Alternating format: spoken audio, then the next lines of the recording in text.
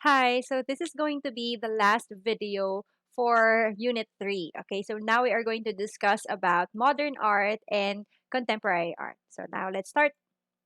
So the first one for modern art is realism. So when we say, by the way, when we say modern art, this is like pre-World War II art styles. Okay, so emerging from 19th century to before the World War II. Okay, so yon or early World War II era, the transition era. Okay, so you have realism. So realism attempts to portray the subject as it is. So idealistic concepts and image were replaced by real manifestations of society. So meaning everything that you are trying to depict in your artwork should be seen in reality. Okay? So walang mga imaginative themes, ganyan. So everything na kailangan na makikita sa artwork mo is existing in reality. Focuses on the accuracy of the details that depicts and somehow mirrors reality. The artist's main function is to describe as accurately and honestly as possible what is observed through the senses. Again, you just have to be as real as possible. So what can be seen in reality should be seen in your artwork. You should not invent things that you cannot see really in reality. Okay, so let's have examples. So we have the Stonebreaker by Gustave Courbet and then the Angelus by Francois Millet. Okay, so makikita natin dito yung proportion nila is tama, the shadow and the lighting, tama din yung pagkaka-place nila. So again, they are trying to be as real as possible. So makikita natin even the tools, even yung damit, yung folds ng damit, yung proportion, yung mga damo, yung shadow, yung light, lahat yon ay realistic. Okay? So, yun yung tatawag natin na realism. Actually, very easy to understand naman yan. Okay, next is we have Impressionism. So for Impressionism, this is emphasizing the immediate impression the artist has of a particular event or scene. Artwork gives a personal impression of what is seen.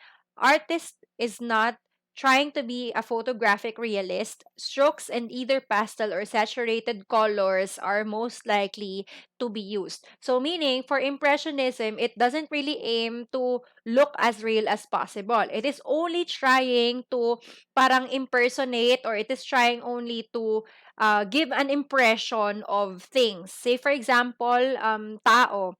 Hindi naman kailangan na as in realistic na realistic yung pagkakadrawing ng tao kagaya nito. Okay? Na makikita natin na parang picture na siya kung totoosin. Okay? Kaya hindi siya tinatawag na photographic realist. Hindi ganun yung impressionism.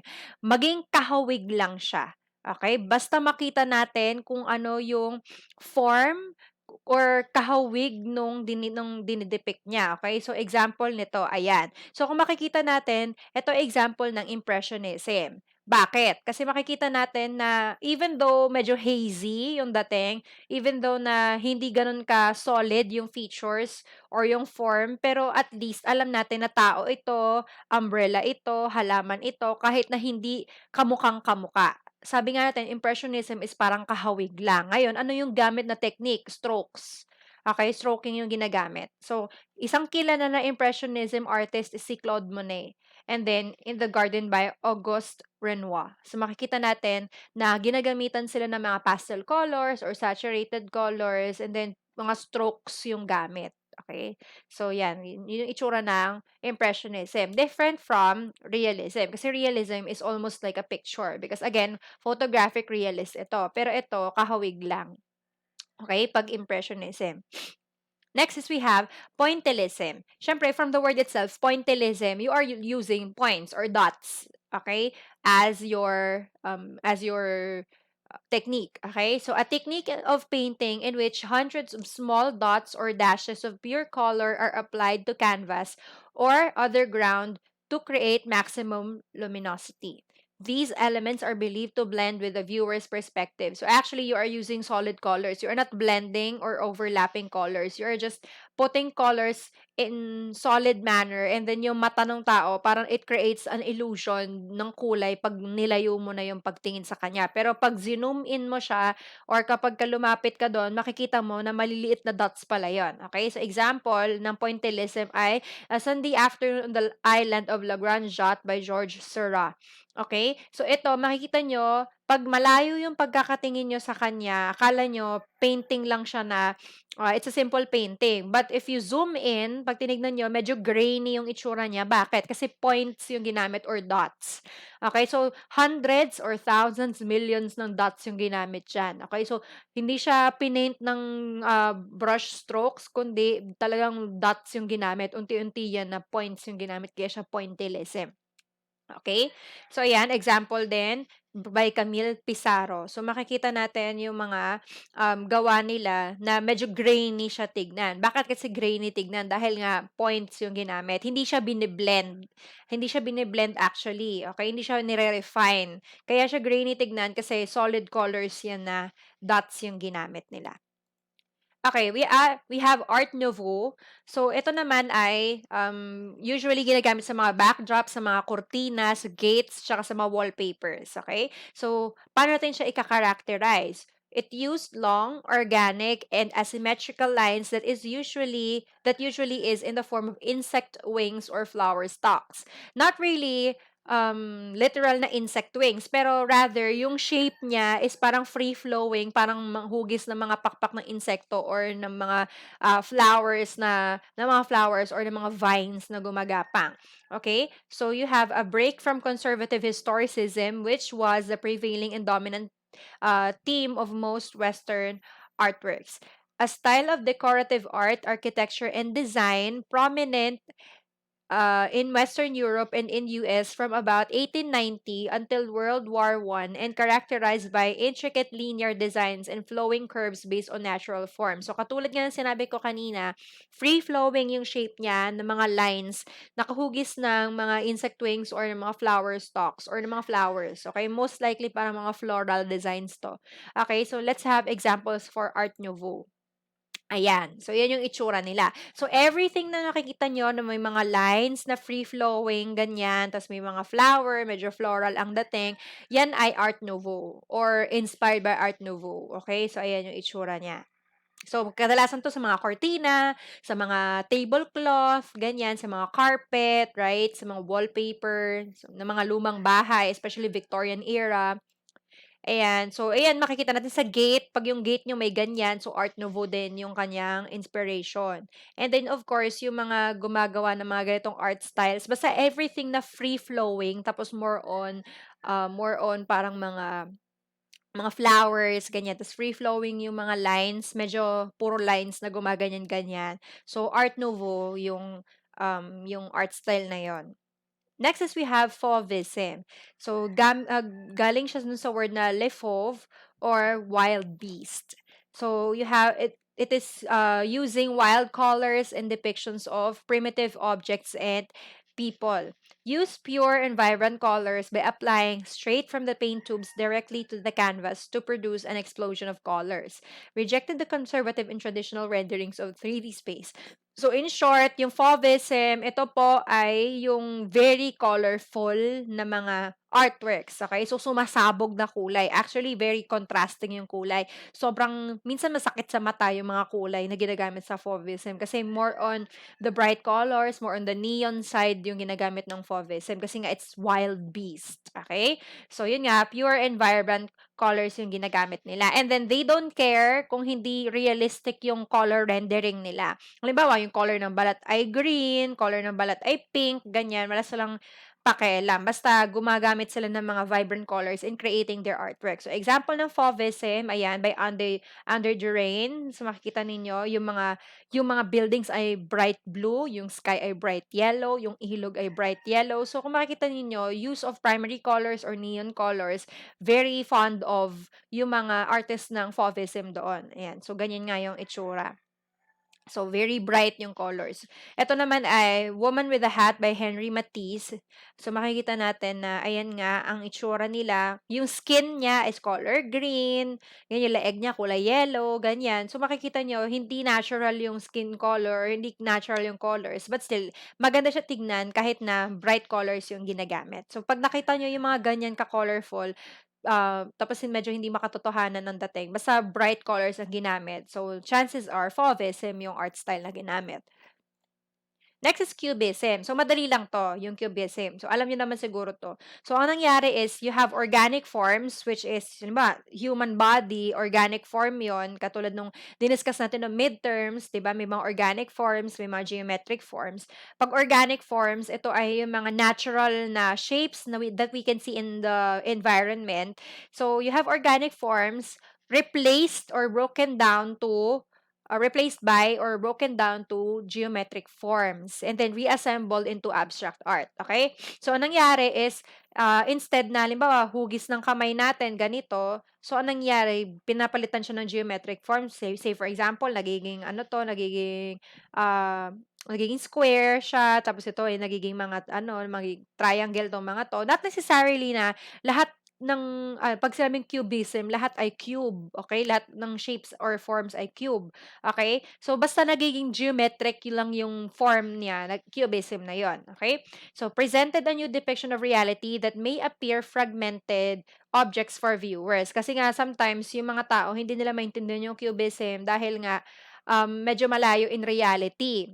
Kasi nga, di ba, mukha ng tao, tapos magiging geometric yung form niya, medyo hindi magets ng tao kung paano nangyaring mukha yon. Okay? Kaya nagkaroon ng new representation or new presentation of reality, which may appear fragmented kasi nga hindi magets minsan ng mga viewers yung nangyari. So, paano naging mukha yan? Eh, triangle yan, ganun. Okay, so third, most influential art movement of the 20th century according to some of the art critics. So, example nga niyan ay si Pablo Picasso, yung kanyang The Weeping Woman. Say, for example, ayan, di ba makikita natin, mukha siya ng isang babae, pero at the same time, parang hindi natin makita kung paano siya naging mukha ng isang babae kasi nga hindi natural yung shape ng face niya kasi nga geometric yung ginamit na form. So, naging mga triangle, naging mga rectangle, ganyan. So, nagiging fragmented yung itsura niya. Again, you are trying to replace the organic form by the geometric forms. Kaya nagiging medyo pointy, medyo plain yung itsura niya. I mean yung plain na yung nagiging plain yung itsura niya na hindi yung simpleng itsura na plain. Okay, so Plane, nagiging ng mga plain yung mga itsura nila. Okay, so next ay kay Cezanne. Yan, yung village naman ito, village, pero ginamit niya ay cubism, kaya parang naging mga blocks yung bahay. So, naging mga nawala yung mismong form ng mga bahay. Ang natira na lang ay geometric form ng mga bahay. So again, this is cubism. Dito naman ay kay George Braque. So makikita natin, this is a shipwreck. Okay? So may bagyo. So even yung langit ay medyo parang geometric form din yung langit, pati yung mga shadow, pati yung barko, 'pag tinignan niyo sobrang fragmented siya, asan banda yung barko diyan, bakit hindi ko makita, pero actually ito yon. Ayan, so ito yung mga barko, ayan, yung mga bangka pala rather, ta's ito yung mga layag nila nasira na. Okay, ayan. So dahil cubism yung ginamit. So medyo ang itsura naman nito ay medyo blocks yung itsura nila, parang mga Lego yung itsura nila, parang mga ice cube kasi nga cubism, okay? Next is we have Dadaism. So Dadaism came from the German word Dada, which means childish gabble. Okay? So ito yung tinawag dun sa Dadaism because this is nonsensical. So actually yung Dadaism kasi medyo parang trip-trip lang ganun. Parang hindi siya ganun ka-formal na kind of art. Okay? So why? Bakit ganun yung kind of art na yun? Bakit parang trip-trip lang siya? Because its purpose was to actually ridicule what its participants considered to be the meaninglessness of the modern world. In addition to being anti-war, Dada was also anti-bourgeois and anarchist in nature. So, ito makikita nito, anti-bourgeoisie siya.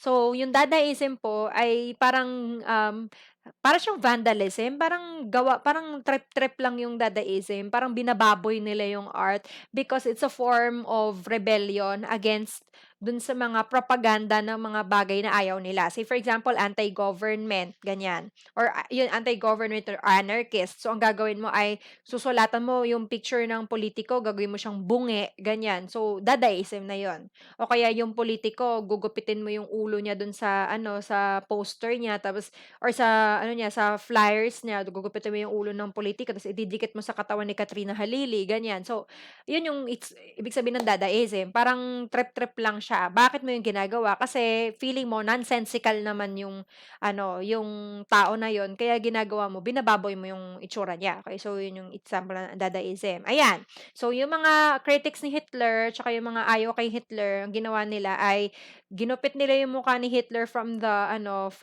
tawag dito, dyaryo, from the newspaper, and then ginawa nila ngayon ng art yung katawan. So, ang title na to ay Adolf the Superman swallows gold and spouts junk. So, nangyari, nilulunok lang niya yung lahat ng mga gold, ng mga binabayad sa kanya, yung yaman ng Germany, and then wala naman puro junk lang yung sinasabi niya. Okay? So, ayun nga. Katulad nga nung sinabi ko, Dadaism, parang trip-trip lang siya, which is done in a manner na medyo anarchist in nature. So, you have Mona Lisa with a beard. So, ayan. Yung ba sa mga nonsensical art forms. Halimbawa, kayo, yung libro ninyo ng bata kayo, dodrawingan ninyo ng bigote yung ano, yung ganit, yung isang babae. So, yan. Example na siya ng Dadaism. What else? Yung mga posters ng mga artista, tapos lalagyan nyo sila ng salamin, lalagyan nyo sila ng pimples, gaganyan ninyo ng ballpen, Dadaism din yon. Okay?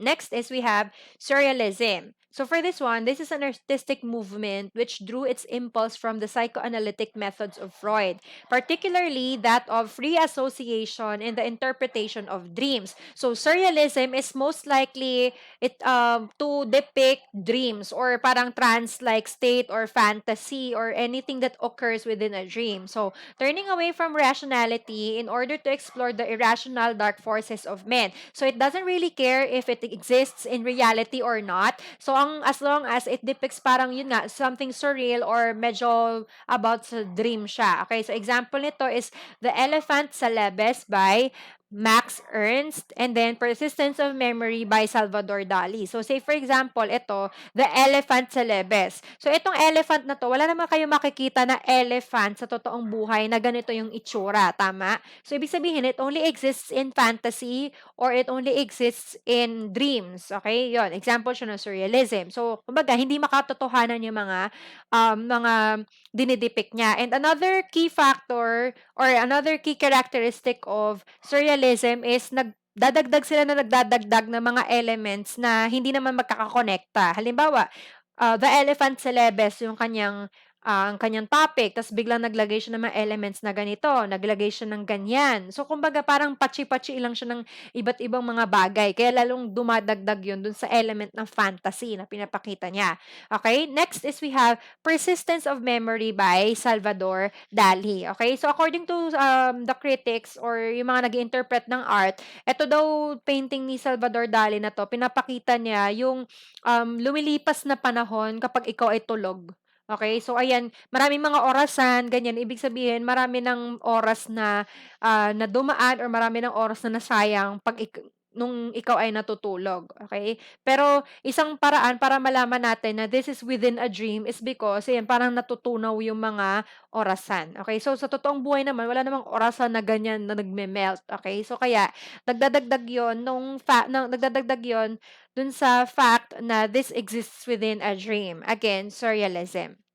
Okay, next is futurism. So this is an artistic and social movement that originated in Italy in the early 20th century. So it highlighted the speed, the energy, the dynamism, and power of machines. So this is inspired by machines, okay? So it showed restlessness and the fast pace of modern life. And then it uses overlapping shapes and lines to create movement. Yung futurism, hindi ibig sabihin na to na about future yung drawing mo. Ang futurism is pinapakita mo yung fast movement by creating the future movements. Okay? So, gumagamit ka ng overlapping shapes and lines to create movement. Ayan yung example. So, focus tayo dito sa Dog on a Leash by Giacomo, Balla. Okay, makikita natin dito yung pagtakbo ng human and then yung pagtakbo ng aso. Kahit na picture lang yan, alam natin na may movement na mabilis na nangyayari or nagaganap. Okay? Bakit? Kasi there is overlapping of shapes and overlapping of lines. Okay? Katulad nitong buntot niya. So, sobrang bilis ng action, nagkakaroon ng different lines. So, ito yung natawag natin na futurism. Nagpapakita siya ng fast movement. Okay? Next is Armored Train by Gino Severini. So, makikita natin puro Italian yung mga yung mga artists kasi nga galing sa Italy tong ganitong art style or art movement. Ito naman ay armored train. So, ito yung mga sundalo, mga naka-cover sila, tapos may binabaril sila. Okay, tapos tumatakbo yung train. So, makikita natin yung usok ng train papunta dito sa side na to. So, pag ganyan pag ganyan yung usok ng train. Ayan. So, gumagalaw yung train. Tapos, nagpa-fire siya habang gumagalaw siya. So, again, showing fast movement. That is what futurism is. Okay, next, Nude Descending a Staircase by Marcel Duchamp. So, makikita natin, nude descending a staircase. So, pababa siya ng hagdanan. So, nag-start siya dito, sa side na to, pababa. So, paano natin nasabi na bumababa siya, na nagpapakita siya ng movement ng pagbaba? It's because, of course, of the overlapping shapes and lines. So, parang nag-slow mo yung dating. Kaya nakikita natin yung unti-unti yung kanyang pagbaba kahit mabilis. Okay, so this is futurism. Again, futurism is not about showing the future. Okay, futurism is what? Showing fast movement. Next, expressionism. So for expressionism, it's like a fusion of fauvism and impressionism. So fauvism using bright, screaming colors, disregarding the natural colors of the object or the subject. Okay, so it uses colors to express emotions powerfully. Okay, so again, wala siyang pakialam kung ganito ba yung kulay ng balat ng tao sa reality or ganito yung kulay ng shadow sa reality or kung ganito yung kulay ng puno sa reality, wala siyang pakialam doon. As long as yung colors na yon ay nagagamit niya to entail emotion. So, just like fauvism. Pero, just like expressionism, it uses strokes. Okay? So, it presents the world solely from a subjective perspective, distorting it radically for emotional effect in order to evoke intense emotion. So, again, kaya nga siya expressionism kasi you are expressing intense emotions. Okay? So, ayan. Example nun is si Vincent van Gogh, yung kanyang The Starry Night at yung The Scream ni Edward Munch. So, ito makikita natin na kayo ay familiar na siguro dito sa dalawang artworks na ito. So, ayan, makikita natin na just like Impressionism, it uses what? Strokes. And it tries to create an impression. Hindi naman yung kamukhang-kamukha sa reality. Kahit impression lang or kahawig lang nung dinidepict nila. So, halimbawa, village kahit na hindi sobrang accurate ng itsura, pero hawig ng village, okay? So, ito, hindi naman ganyan yung itsura ng tao talaga in reality, pero alam natin na tao siya. So, ibig sabihin, kahawig niya yung tao. Impressionism, okay? What about the fauvism element? Yung paggamit naman ng bright colors, okay? So, again, expressionism is expressing intense emotions through art. It's like a fusion of fauvism plus impressionism. So that is what expressionism is. Now, let's jump to contemporary art. So ito naman yung nag-emerge from World War II or post-World War II hanggang sa ngayon. Okay? So we have abstract art or abstract expressionism. So this is a painting style in which the artist applies paint in a manner that expresses emotions and feelings within or in a spontaneous way. So the form is almost not present, but the emotions are conveyed through color. So most of the time, people are questioning, ano bang itsura na, paano nasabing art yan? Parang kuris-kuris lang naman yan. So actually, medyo mahirap kasi natin siyang, maintindihan o mahirap natin siya ma-appreciate dahil nga, walang form na nakikita or kadalasan less lang yung form na nakikita. Pero we can understand the emotions and the message being portrayed through the colors. Okay? So ito, isang example ng abstract art, Gray Tree by Pierre Mondrian. So makikita natin dito, hindi naman siya as in kamukhang-kamukha ng puno. So unang tingin, parang kuris-kuris lang naman yan. Siguro kung wala yung title na to, yung Gray Tree, hindi naman malalaman ng karamihan kung ano ba talaga tong pinapakita na to. Okay? Pero ito nga ay isang abstract art about a gray tree. Okay? So it entails about pollution. Okay? Kasi nga kulay gray na yung mga puno. So wala na silang buhay. Puro ang lalang ang nangyayari is puro pollution na lang. Okay? So next is we have kinetic art. So kinetic art is a sculpture that moves with the wind or is powered by a machine or electricity. Mobiles and even motor-driven machines were an example of how art and technology can be brought together. So actually, kinetic art is the product of combining technology and art together. Okay? So from the word itself, kinetic, this is an artwork that moves on its own. Okay? It's either moved by the wind, gumagalaw siya mag-isa sa tulong ng hangin, or it is parang programmed by someone and then parang powered by electricity to move on its own. Okay? So yun yung tatawag natin na kinetic art. So ano yung basic example ng kinetic art? So are you familiar with a pinwheel? Yung parang electric fan na maliit, tapos pag hinihipan siya, gumagalaw siya, umiikot siya. Yun, example yun ng kinetic art. Okay? So ayun nga, ano pa yung example? Pwede rin yung ginamitan ng battery. So ngayon, nag-prepare din ako ng video na nagpapakita ng kinetic art. So this one is powered by electricity naman.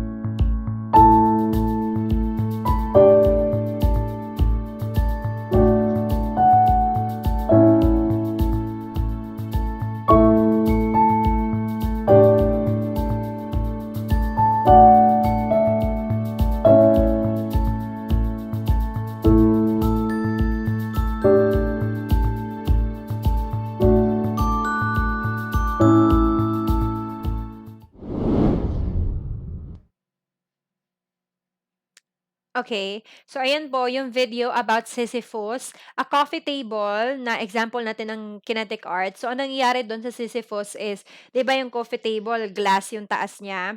Tapos, meron siyang sand dito sa loob. Tapos, merong metal ball na maliit. Tapos, sa ilalim naman nun ay um,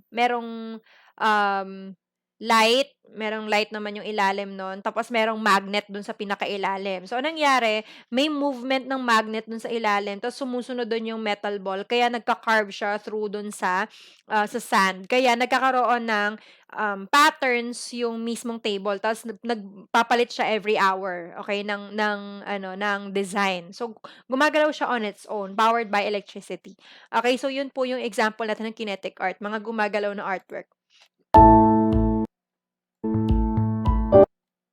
Okay, so next is we have op art or optical illusion art. So this uses lines or images repeatedly to create an optical illusion. So these are artworks naman which intends to create optical illusions. Okay, so example nga niyan ay mga ganyan. Okay, so what do you see? A duck or a rabbit? Okay, so ayan. So example yan ng op art kasi some people see rabbit first. Some people see a duck first. Okay, so yun nga.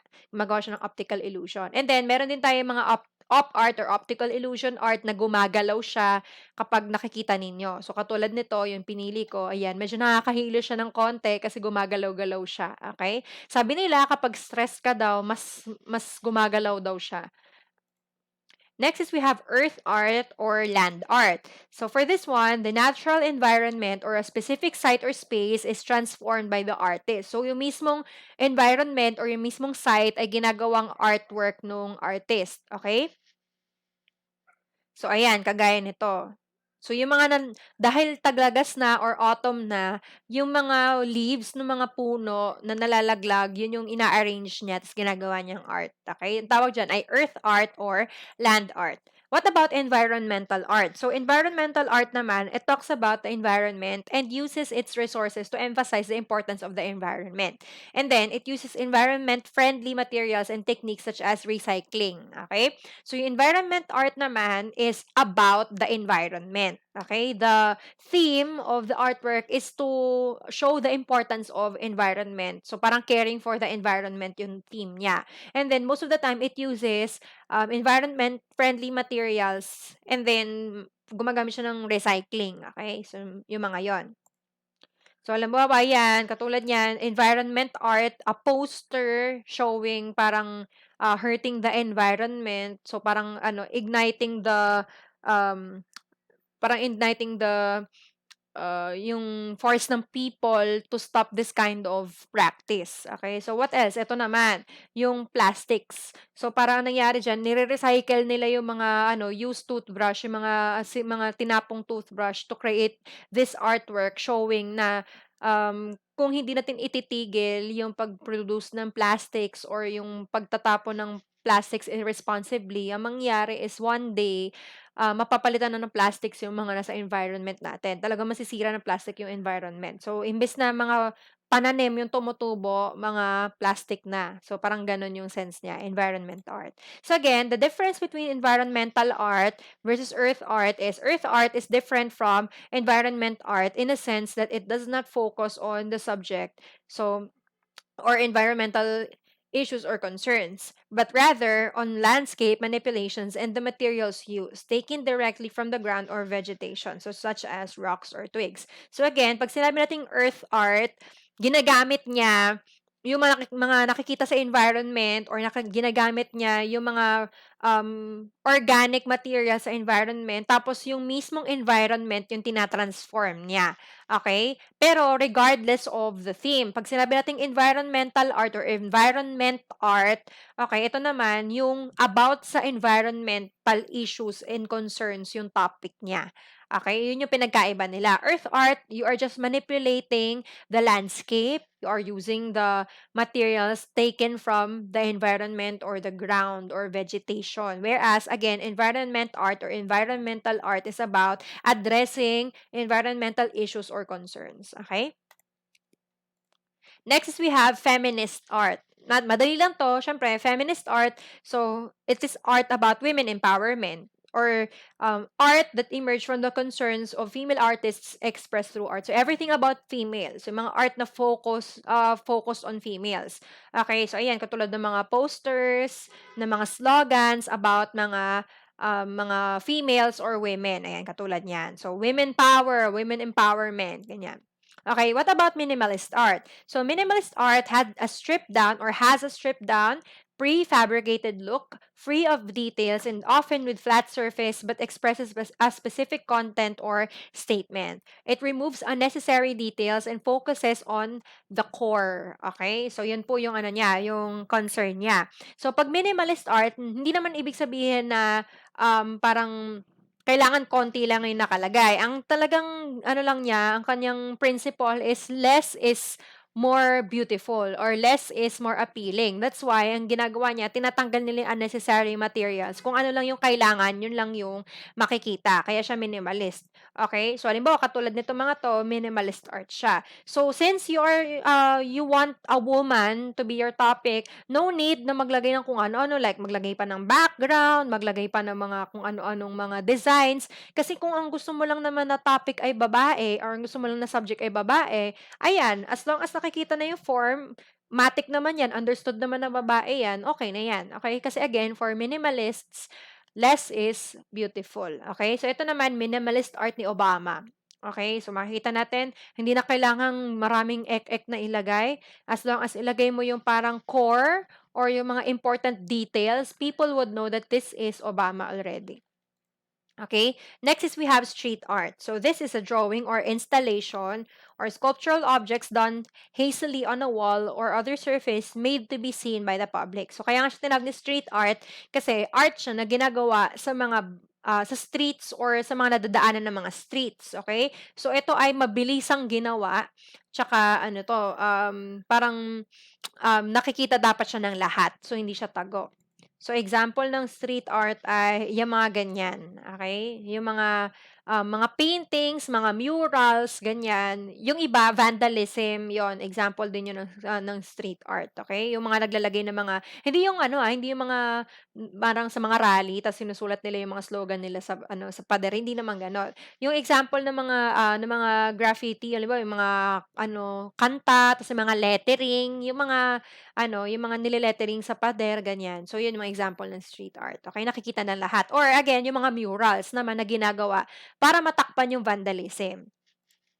Next is we have postmodern art. So for postmodern art, so it carries modern styles to extreme practices, often expressing an idea through a mix of materials such as found objects, welded together. So in short, these are pastiches of art styles and non-conforming to traditional rules of art. Pag sinabi nating pastiche, ito yung parang tagpi-tagpi, pinagsama-sama lang siya na art style. So wala kang specific na art style para dun sa ano na yon, sa artwork na yon. Pinaghalo-halo mo yung mga art styles na gusto mo. Yun yung tawag natin sa postmodern art, okay?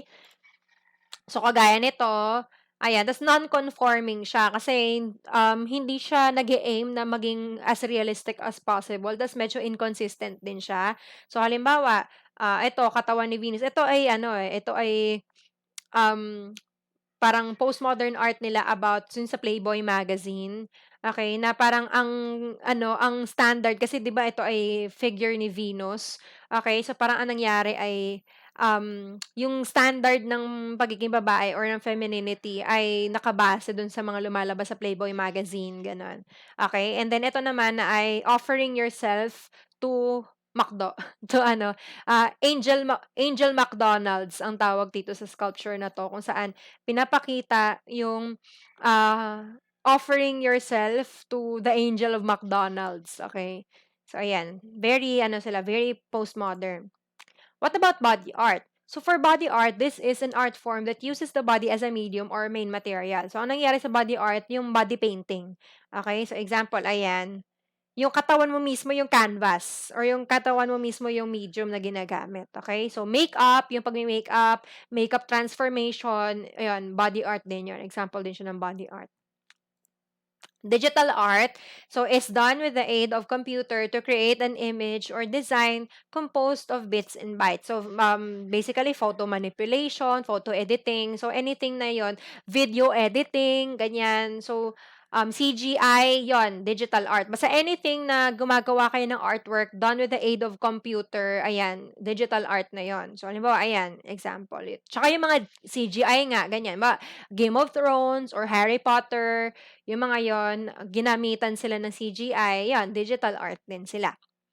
Next is we have performance art. So for performance art, it combines a variety of media and the human body to execute an artistic theatrical expression before a live audience. So katulad ng discuss na natin before, performance art, basta any art form or artwork that is being performed in front of an audience, such as yung mga theatrical plays or mga dances, ganyan, mga dance performance, mga theatrical plays, example sila ng performance art. Next is we have pop art. So this is art inspired by drawing and materials from ads, packaging, comic books, movies, and movie posters. Okay, so ang pop art, yung very colorful yan sila kasi nga kadalasan ginagamit sila sa comics, ginagamit sila sa mga advertisements, especially nung mga 1960s, 1970s, ganyan. Okay, so example niyan ay, yan. So makikita natin very colorful 'yan kasi nga kadalasan mga nasa label ng mga ano, ng mga CDs ganyan or mga nasa advertisements. Basta ang characteristic ng pop art is very colorful, very very bright yung color na medyo mukhang comics ang dating. So parang katulad nito. Yung comics na luma, okay, yung comics na luma kasi yung mga comics ngayon or yung mga manga and manhwa ngayon dahil digital na yung gamit nila, medyo yung quality nila is magaganda, medyo shiny, ganyan. Pero yung mga lumang comics, ganito yung itsura. Okay, parang mga lumang comics ng Superman, ng Batman, ganyan. Yun yung mga example natin ng pop art. So, photorealism naman, so these are drawings and paintings or even like, mamaya may example ako, basta anything or any artwork na very close to reality na akala mo totoong ano siya, totoong bagay siya, okay? So, drawings and paintings that are so immaculate in their precision that it starts to look like it is a photo without a direct reference to the artist who created it. Okay, so ang nangyayari dito is sobrang totoong-totoo nung drawing na yon. Akala mo picture siya or akala mo totoong bagay siya. Halimbawa niyan ay yung, ayan, yung drawing na 'to ng itlog. Okay, so kung titignan mo, hindi mo akalain na drawing yan, akala mo picture. So sobrang real ng ano, ng pagkakagawa. Kaya siya photorealism. It's as if it's a real photo or it's a real object. Pero di mo alam, drawing yun or painting. Tsaka yung mga uso ngayon, yung cake, yung lahat na lang cake, ganyan. Okay, so photorealism din yon. Okay, so hyper-realism yon. Okay, so makikita natin dito, pag ito lang yung tinignan mo, kala mo, bag siya ng chichirya. Tapos pag dinakot mo yan, malalaman mo na cake siya. Okay? Kasi nga, hindi naman pala siya bag ng Doritos. It is a cake. Okay? So, lahat na lang ng cake.